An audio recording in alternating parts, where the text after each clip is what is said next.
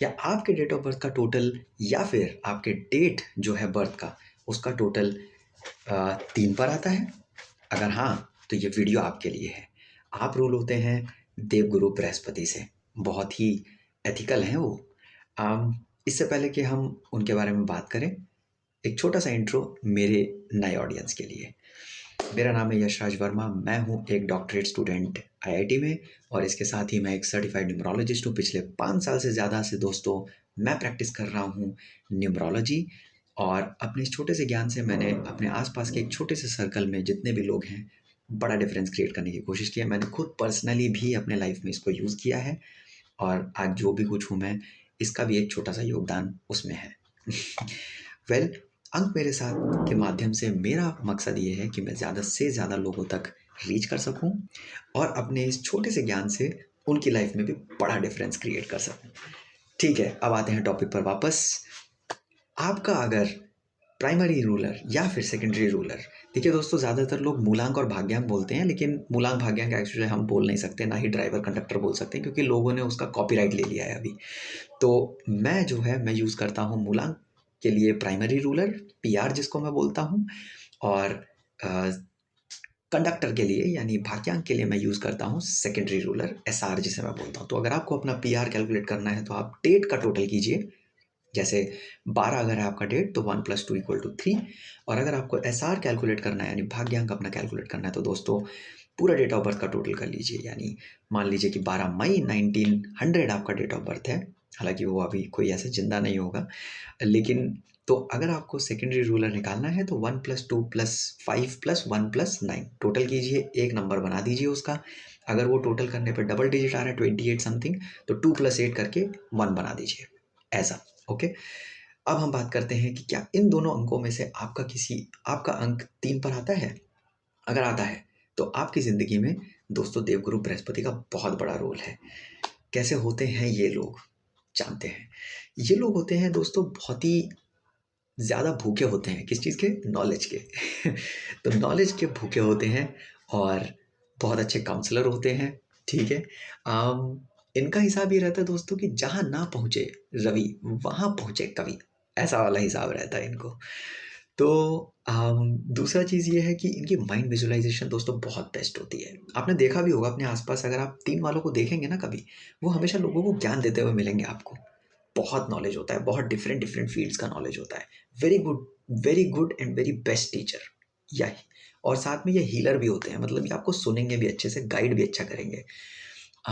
इनका क्वालिटी ये है दोस्तों कि ये स्पर्श से ही ठीक कर देते हैं हर चीज़। अगर आपको किसी ऐसे नंबर वाले का साथ मिला है ना, तो वो बहुत अच्छा काउंसलर है, आप उसका साथ लीजिए, गाइडेंस लीजिए। याद रखिए दोस्तों, अगर एक नंबर भी सूर्य है ना, तो एक राजा भी गुरु के सामने ज़रूर झुकता है, ठीक है। अब बात करते हैं और क्या है इनकी क्वालिटीज़। एक नेगेटिव पॉइंट जो है ना दोस्तों इनका, वो ये है कि स्टार्ट तो बहुत अच्छा करते हैं ये चीज़ों को, ठीक है, लेकिन फिनिशर उतने अच्छे होते नहीं है ये।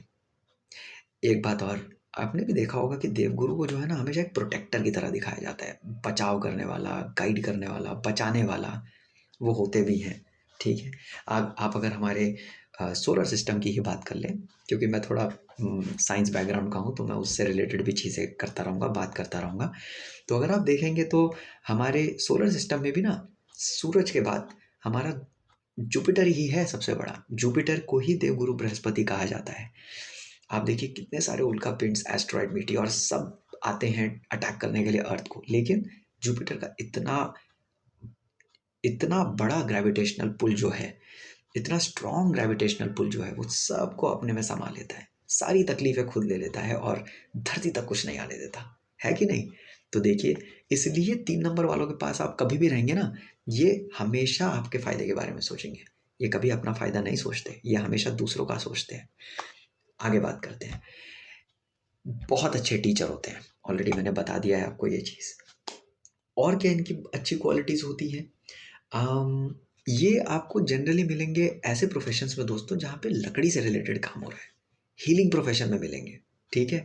अब आपको जैसे मैं बताऊँ, आप इससे रिलेट भी कर पाएँगे, मैं भी कर पाता हूँ। क्यों मैं कर पाता हूँ, मैं बताता हूँ। क्योंकि मैं खुद जुपिटर वाला हूँ, मैं खुद 3 नंबर वाला हूँ। तो देखिए, हायर स्टडीज़ करते हैं, जैसे कि मैं आईआईटी से पीएचडी कर रहा हूँ, तो देखिए मैं 3 नंबर वाला हूँ, मैं हायर स्टडीज़ भी कर रहा हूँ, नॉलेज का भूखा हूँ, मुझे अलग-अलग चीज़ों का ज्ञान चाहिए। लिटरली मैं ऐसा हूँ।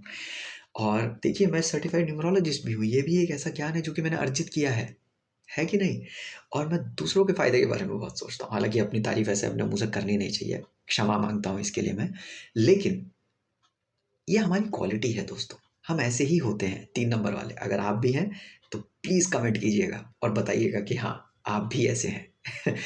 और बात करते हैं, ये लोग फार्मास्यूटिकल में आपको मिल जाएँगे, डॉक्टर होते हैं, केमिस्ट होते हैं, एस्ट्रोलॉजी इनका प्रोफ़ेशन होता है, पढ़ाई-लिखाई, एजुकेशन, काउंसलिंग, मीडिया और एंटरटेनमेंट में भी मिल जाएँगे आपको ये लोग। हुँ, तो अगर आपका डेट ऑफ बर्थ 3, 12, 21 और 30 है, तो हाँ, आपका जो प्राइमरी रूलर या सेकेंडरी रूलर जो है, वो आपका 3 है। और सेकेंडरी रूलर निकालने का मैंने आपको टेक्निक बता ही दिया है। एनीवेज़ कुछ फ़ेमस पर्सनैलिटीज़ के बारे में बात कर लेते हैं। फ़ेमस पर्सनैलिटीज़ अ, कुछ नाम मुझे याद आ रहे हैं, जैसे रजनीकांत जी हैं, कल को मैं भी हो सकता हूँ। हालाँकि मैं बस प्रे ही कर सकता हूँ, लेकिन मुझे कोई फ़ेमस नहीं होना है। मुझे बस अपना काम करना है, लोगों तक पहुँचना है, उनकी मदद करनी है, उनको ग्रो करने में हेल्प करना है। और साइड इफ़ेक्ट ये है कि अच्छा लगता है हमको। जैसे एक बीज से पौधा उगता है ना, उसको पौधा बनते हुए देखने में, फल आने में अच्छा लगता है देखने में, है ना? और बात करें फ़ेमस पर्सनैलिटीज़ की, तो सुशांत सिंह राजपूत हमारे बीच में आज नहीं है, लेकिन बहुत अच्छे कलाकार रह चुके हैं, ठीक है? तो ये कुछ ऐसे लोग हैं जिनका जो रूलर है, प्राइमरी रूलर और सेकेंडरी रूलर, पीआर, एसआर, ये 3 हैं, ठीक है? अब मैं कभी भी आपको लाइक, शेयर या सब्सक्राइब करने को नहीं कहता हूँ, ना ही कभी कहूँगा। आपकी अपनी मर्ज़ी है, अगर आप सपोर्ट दिखाना चाहते हैं तो प्लीज़ ज़रूर आगे बढ़िए, चैनल को थोड़ा-सा हेल्प होगा, ठीक है?